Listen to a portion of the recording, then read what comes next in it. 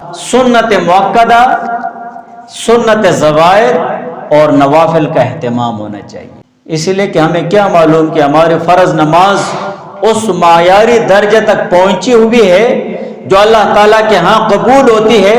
قبولیت کے درجے کو پہنچی ہوئی ہے یا نہیں، ہمیں نہیں معلوم۔ اس کا فیصلہ قیامت کے دن ہوگا۔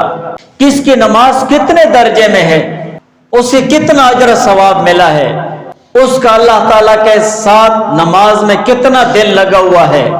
وہ کتنے خشوع اور خضوع سے نماز پڑھتا ہے۔ ہر مومن مسلمان کی نماز کا اپنا ایک درجہ اور مرتبہ ہے، اسی درجہ اور مرتبے کے مطابق اور اسی درجہ اور حیثیت کے مطابق اسے اللہ تعالیٰ کی طرف سے اجر و ثواب ملتا ہے۔ جب کمی ہوگی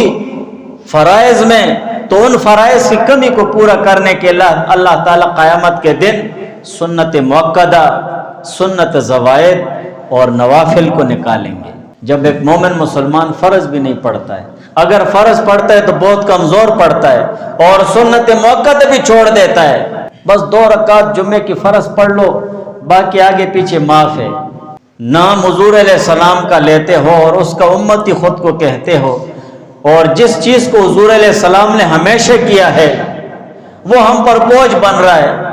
تو یہ کیسے مسلمانی ہے؟ یہ بہت کمزور درجہ ہے اور کم ظرفی ہے، اسے کہتے کم ظرفی۔